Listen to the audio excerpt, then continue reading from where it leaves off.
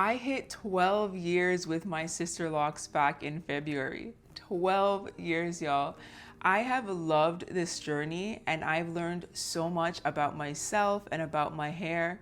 In today's very late update video, I am going to talk about the top 12 tips that I've learned from every stage of this journey. Basically, these are things that I wish I knew on day one, covering everything from lock sizing to products. So let's talk. There is so much advice out there about how to take care of locks. The best thing that you can do is to experiment with your own locks and see what works for you. All of the opinions that I'm going to share in this video are things that work for me and my lifestyle and my budget. They may not work for you, and that is okay. We all have different hair types, preferences, so I promise I won't be mad if you disagree with one of these tips. One, this might be a hot take, but I really don't think it should be. If I had to restart my locks for whatever reason, I would get Microlocs over Sisterlocks. 12 years ago when I started my locks, Sisterlocks were really unique because it was the only sort of way of locking your hair that was done on a grid and very uniformed. There was a specialized tool that really gave it this unique look. But nowadays, or in the last few years, I should say, Microlocs are being done on a grid. The girls have created tools that look just like the Sisterlocks tools. So that means in the end, Microlocs, somebody that has Microlocs and somebody that has Sisterlocks, oftentimes you cannot tell who has which kind of locks. And the advantage that I see for Microlocs is that there are way less restrictions. You can get somebody who you trust, who knows hair, to retighten your hair. With Sisterlocks, you have to go to a Sisterlocks consultant. It's typically cheaper to maintain your hair. It's cheaper to install your Microlocs versus Sisterlocks. They are two very amazing systems of locking your hair, but for me, one has less restrictions, and I would go with that if I had to do it all again. Two, when you're installing your locks, be very careful with the size of locks that you put on your hairline, which is of course the most delicate part of our hair. I asked for small. That was the plan, to put small in the front of my hair, kind of around, and then do medium sort of in the middle and the back.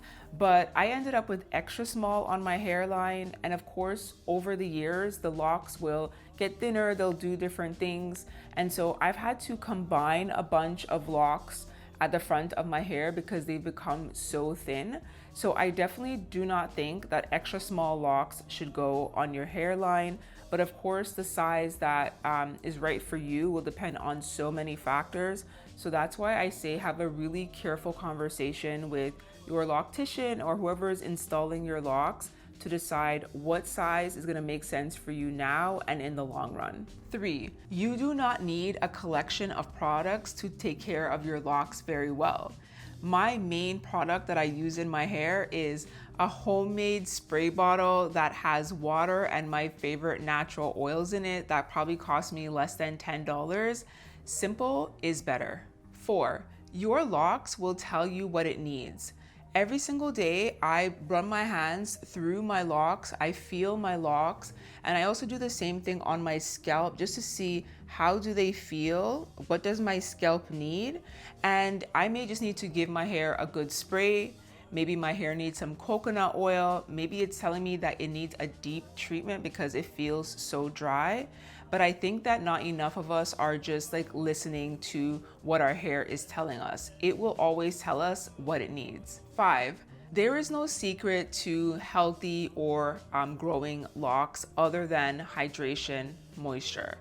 Daily moisture, and then make sure that you do those deep moisture sessions, whether it's a hair mask or a hot oil treatment. I love to make my hot oil treatments at home when my hair needs it. Those are the best because you can put your favorite organic natural ingredients in there. Keeping your hair hydrated is what makes it grow and stay healthy. This is especially important if you have color like me. Six, speaking of color, I have colored my hair consistently for 11 years and I've never done it myself and I never will. When it comes to color, I feel like this is something for the professionals or someone who really knows about chemical safety and hair integrity And I am not gonna play with my color because I know that I could literally lose all my locks because of a bad dye job that happened to me when I had relaxed hair. So we are not going to repeat that. Go to a professional or go to somebody who knows what they are doing when you are coloring your hair. Don't do it yourself. 7, after you've done all the work of hydrating your hair, moisturizing it every single day, wear a silk or satin bonnet or use a silk or satin pillowcase. I was really stubborn in the beginning of my lock journey. My loctician would tell me, you need to wear something on your hair at night. And I was like, I got locks so that I could be free. So I didn't have to wear any of that. So I didn't, but I started having a bit of a lint issue and my loctician was like, get the bonnet. When I started wearing my bonnet, I realized that I didn't have to moisturize my hair as much, and really it was helping me retain moisture. So I definitely learned a lesson with that. The silk and the satin really help retain that moisture. So wear something on your hair at night or the cotton pillowcase will steal all your moisture. 8, consistent tension on your locks will destroy them and cause hair loss. I usually wear my hair down like this to have it free from any tension, but when I do wear it up in a ponytail or braid my hair, I make sure that it's loose and that I'm not pulling on these very thin locks. 9, if you have postpartum shedding or any kind of shedding, get a bottle of Jamaican black castor oil. When I had my daughter, I experienced some shedding, especially in the front of my hair, and I'm not gonna lie, I panicked for a second. But then I went out, I got myself a bottle of the Jamaican black castor oil and I used it every single day on the areas that I felt like were shedding and thinning.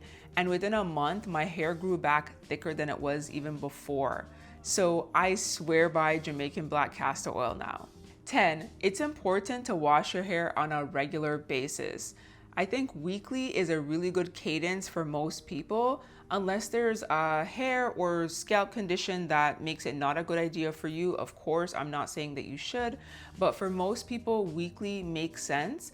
It's how you keep your scalp healthy and also your hair. You wanna make sure that products don't have a chance to build up in the hair, and you wanna wash any dirt out of your hair, which naturally will happen as you walk around and things are blowing in the air. Our locks, especially as they get longer, will catch things. And for me, I need to wash my hair at least weekly because there's so many things that are blowing around in the environment that I can't even control. And I know a lot of people don't want to lose the natural oils, which I agree. But if you're moisturizing daily, you are putting those natural oils and giving your hair what it needs. 11, as your hair gets longer, a brush comb will be your best friend, trust me. 12, in order to really enjoy this lock process, you need to embrace patience. Yes, trust the process. I know you probably have heard that so much, and it's true, and there's a reason why that's repeated so much. My relationship with my locks changed in the baby phase when I really embraced the fact that this was a long-term journey that I was gonna be on. So when I looked at it like that, I never expected anything to happen quickly. And I'm so glad I did that, because during the teen phase, there was some time where I didn't see much happening. It didn't feel like much was happening. Looking back, I know now that my hair was getting fuller, the locks were expanding, things were happening. I just couldn't see it in inches or growth. And if I had not embraced the fact that this was gonna take a while, I probably would have gone crazy looking for growth. It's honestly so freeing to just trust the process and let your hair do its thing. You just moisturize and do what you need to do, and then you let the results happen as they will. Those are some of my top things that I have learned on this 12-year journey. I am so excited to continue experimenting, learning from you all, learning from the larger lock community. It is just a beautiful journey. So let me know in the comments, what is one piece of advice that you would give to somebody who is just starting off on their lock journey? If you enjoyed this video, give it a thumbs up. Thank you so much for watching. Subscribe if you want to see more videos, and see you in the next one. Peace.